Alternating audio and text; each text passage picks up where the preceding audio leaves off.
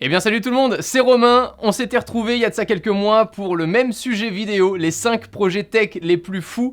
Je trouvais que c'était super intéressant et je voulais remettre ça, il y a 5 nouveaux projets qui m'intriguent énormément, dont un que je comprends pas vraiment et je pense que ça pourra faire office de débat entre nous en commentaire. On attaque par ce sujet à la 5e place, soutenu par Elon Musk, Hyperloop. Elon Musk en a parlé pour la première fois en 2013, Hyperloop c'est le nom d'un moyen de transport.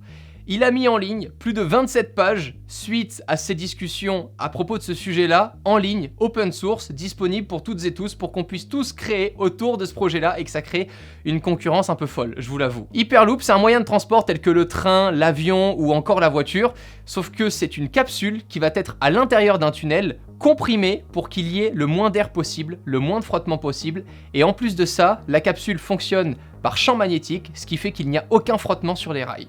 Alors, dit comme ça peut paraître fou, mais le sujet a vraiment été mené à bien. Après plus de 3 jours de transport, la première capsule est arrivée directement à Toulouse pour des premiers tests sur une piste qui fait 320 mètres. 320 mètres, ça peut paraître beaucoup, sauf que quand on a là une capsule qui a pour but d'aller à plus de 1000 km/h jusqu'à 1200 km/h, autant vous dire que c'est juste impossible à tester sur 320 mètres, le temps de la faire aller jusqu'à cette vitesse-là et de la faire redescendre sans qu'elle se crache dans le mur. Je me rappelle toujours un peu ces premiers moments avec mes grands-parents quand j'avais pris l'avion, que j'étais tout petit, ça leur paraissait fou puisque à l'époque, il y avait la voiture ou encore le bateau par exemple pour faire un Paris-New York et aujourd'hui tu montes dans une capsule qui va dans les airs et qui t'amène à New York. Ça nous paraît pour tous commun. Et j'espère que dans les 50 prochaines années, ça nous paraîtra commun que de monter dans une capsule, d'être lancé à 1200 km/h, c'est juste fou dit comme ça.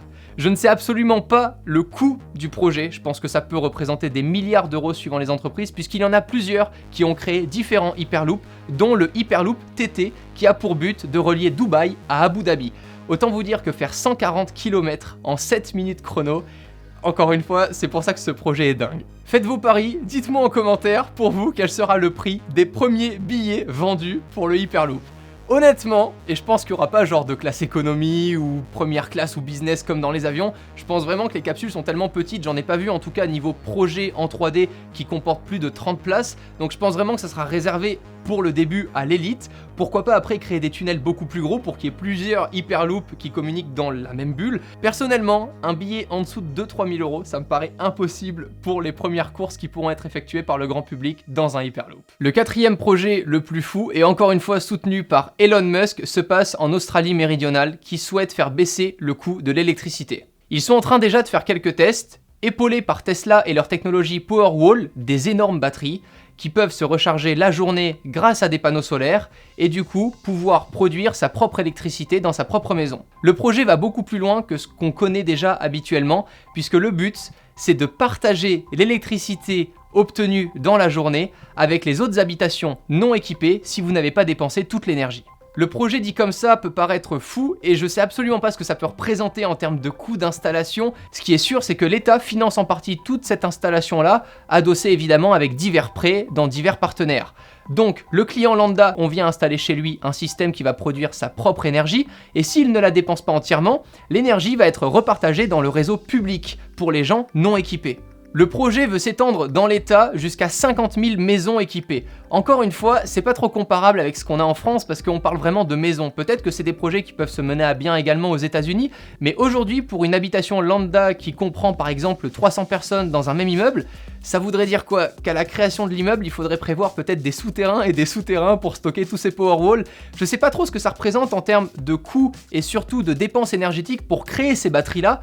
En plus de vouloir économiser de l'énergie derrière. C'est pour moi ce genre de projet-là qui parfois est très contradictoire. Tu dépenses beaucoup d'énergie pour produire ces batteries qui vont stocker de l'énergie que tu vas vouloir créer en étant autonome. Mais du coup, est-ce que tu dépenses pas au final plus d'énergie en créant ces batteries qu'en utilisant un réseau classique aujourd'hui pour obtenir de l'énergie via une entreprise tiers qui te le fournit et te le fait payer? La partie intéressante du projet, c'est que ça pourra faire économiser 30% sur les gens qui seront équipés de ce produit-là. Ce qui veut dire que peut-être à terme, ça fonctionne un peu comme un prêt. Au lieu de payer de l'énergie achetée chez un tiers, tu vas peut-être payer de l'énergie directement à l'État qui te fait une remise de 30% pour pouvoir au fur et à mesure payer l'équipement installé dans ta maison. Cette installation va vraiment être super intéressante dans des villes qui sont sujets aux coupures d'électricité, puisqu'évidemment, si tu peux produire ta propre électricité et la partager au réseau public, ça veut dire que si demain il y a une quelconque coupure, on peut profiter des batteries et de l'énergie stockée directement pour équiper le réseau public. Ce projet est donc super intéressant, mais je pense pas qu'il puisse être développé dans chaque pays, chaque état. Je souhaitais tout de même vous en parler parce que je trouvais ça très intéressant, la façon de créer sa propre énergie et de la redistribuer. Ça me faisait un peu penser à la blockchain avec le Bitcoin, le fait que ça soit quelqu'un de privé qui partage quelque chose au grand public. Troisième sujet, on commence à partir en couille. Ouais, non mais vraiment. Déjà, quand tu sais que c'est un projet qui est soutenu par Bill Gates, quand tu sais qu'il y a une banque japonaise qui a dépensé plus d'1,5 milliard alors que le projet normalement peut être mené à bien avec 1 milliard d'euros, tu te dis waouh, ça va aller jusqu'où? Earth Now. Imaginez un réseau de satellites déployés autour de la Terre pour pouvoir la surveiller vue de haut. Mais pas juste surveiller les nuages qui bougent. Non, tu vas pouvoir surveiller les océans, les changements de climat, le fait qu'il y ait des problèmes climatiques en amont, donc les typhons, les tremblements de terre pour pouvoir évacuer les villes avant que ça se produise. Ce projet est tout simplement fou et en fait, on peut voir à la fois la folie des grandeurs de Bill Gates qui continue, malgré le fait que ça fasse déjà de nombreuses années qu'il entreprend dans plusieurs projets, on se dit que le mec est toujours aussi barge, il s'arrêtera pas, mais en plus de ça, ça peut pousser vraiment très très loin. Ils promettent d'équiper ces satellites par des processeurs encore jamais conçus et jamais utilisés, des processeurs de la mort qui tue clairement, ce qui fait que tous ces satellites vont fonctionner par le deep learning. Ils vont apprendre des images qu'ils vont pouvoir capturer pour communiquer entre eux et nous transmettre toutes les données dont on a besoin sur Terre. Ça peut aller très loin, on pourrait carrément surveiller certains océans et certaines mers qui sont interdites à la chasse maritime. T'imagines, vu d'un satellite, tu te dis « Oh, le gars il est en train de pêcher, on va aller l'arrêter ». Vu d'un satellite. C'est ça qui est fou. Tu vois un peu Google Earth, ben en fait, pour moi, c'est la même chose. C'est vraiment, tu vas te balader sur un écran, sauf qu'en temps réel, tu vas pouvoir rentrer dans la Terre et voir réellement ce qui se passe. Alors attention, évidemment, tout ça, ça sera pas dispo pour nous, gens lambda, via une application mobile, iOS ou Android. Non, c'est vraiment réservé à certains gouvernements. C'est dans le but de protéger la planète au mieux et de prévenir de catastrophes naturelles dans un premier temps. En deuxième place, un sujet que vous connaissez déjà peut-être sûrement, les maisons imprimées en 3D.